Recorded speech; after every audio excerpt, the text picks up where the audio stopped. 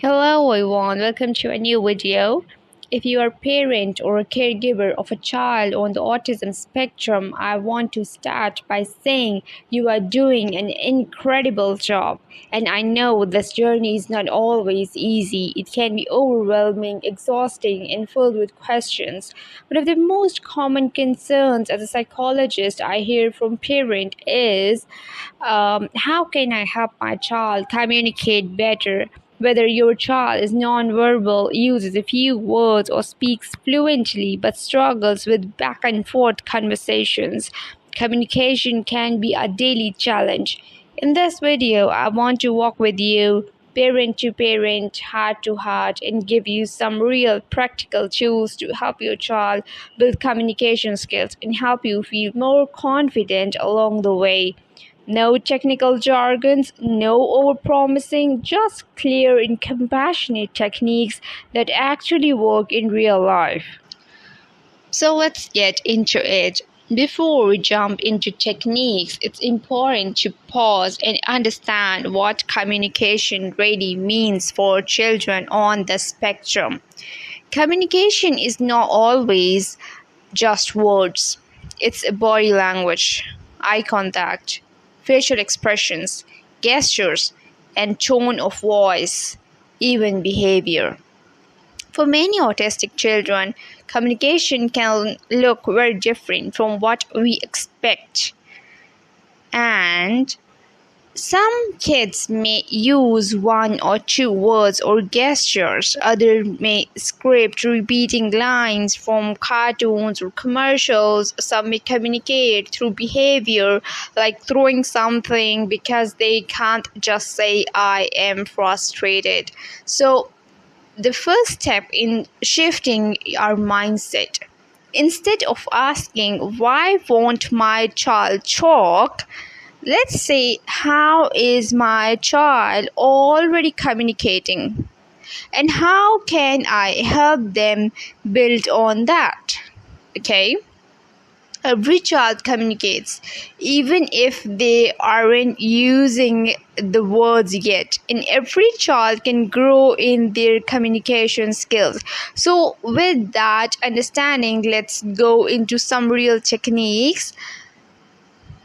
Let's explore 5 core techniques that are simple, parent-friendly, and can be used in daily life. So technique number 1 is the pause and wait method.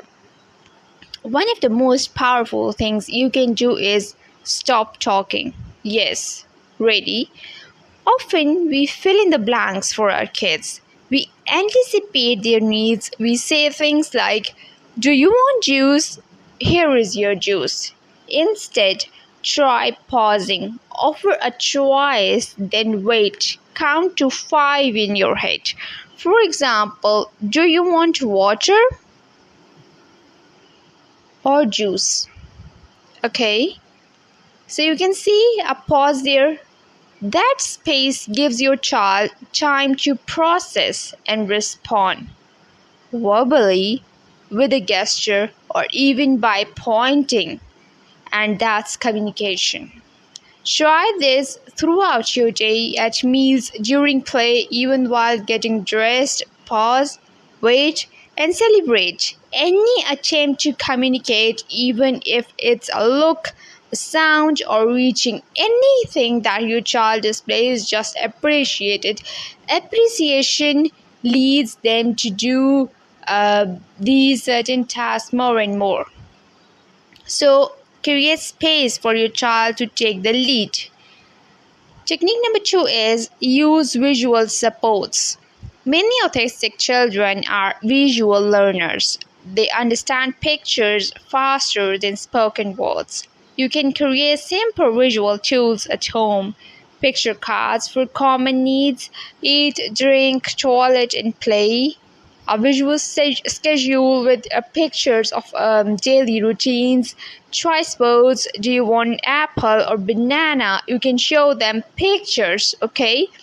These tools reduce frustrations, increase independence, and give your child a way to communicate even if they are not speaking yet. And you don't need anything fancy. You can print pictures, cut out images from magazines, or draw them by hand. Okay? Give your child clear visual ways to express themselves. Okay? Every child's way of expression or the way they express themselves is different. Okay, try to understand that, try to develop a better understanding of your child. Technique number 3 is imitate and expand. This is a powerful strategy and it builds connection. Here is how it works. Whichever sound, word, or gesture your child uses, imitate it and then expand it. For example, if your child says car, you can say, yes, a red car. If they flap or spin, gently mirror the motion and then add language. Spin. You are spinning. Okay? This shows your child that their communication matters and it teaches them new words in a natural way. It also builds trust. You are entering their world, not pulling them into yours, okay?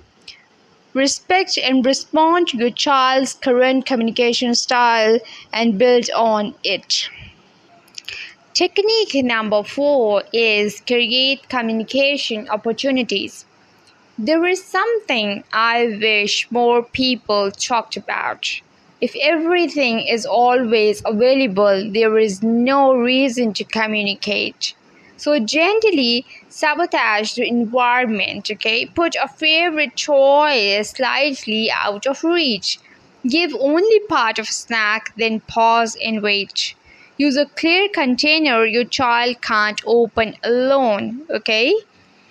This encourage your child to ask for help, gesture, point, or say a word. Don't frustrate them. Just make them small tweaks to create natural reasons to communicate. Set up your environment so your child wants and needs to communicate. Okay? And technique number 5 is celebrate any attempt of communication. This one is a huge one. Okay? Maybe your child grunts instead of saying juice. Celebrate it. Juice. Yes, you want juice. Maybe they point or glance or use a picture. Celebrate it. Respond with enthusiasm. When child feels seen or understood, they are more likely to try again. This is how communication grows, moment by moment, success by success, and reinforce all the communication attempts, not just perfect words. Then emotional support for parents, that is more crucial. Now I want to speak to your heart for a moment. Helping your child communicate is not just about language. It's about connection. It's about feeling close, being understood, sharing moments. There may be days you feel like nothing working. You might feel discouraged, but I want you to know your efforts matter. Every time you pause, every time you point to a picture, every time you respond with warmth, you are laying the foundation of your child's growth. And no one, no therapist, no expert can replace what you can give your child through your love and presence. You are enough and you are not alone. Okay? Let's quickly review the 5 key techniques that we have discussed today. Number 1 is pause and wait. Give your child space to respond. Number 2 is use visual supports. Pictures help to express needs. Number 3 is imitate and expand. Reflect their language and build on it. Number 4 is create communication opportunities. Small changes spark impression and expression. Number 5, celebrate all attempts. Every effort counts. You don't need to use all at once. Pick one, try it this week and watch how your child responds. Then build from there. And most importantly, keep showing up your presence, your patience, and your love. That's the best communication tool in the world. And if this video helped you, please share it with another parent. Leave a comment and tell me which technique you want to try first. I love to hear from you. Thank you for being there. Thank you so much.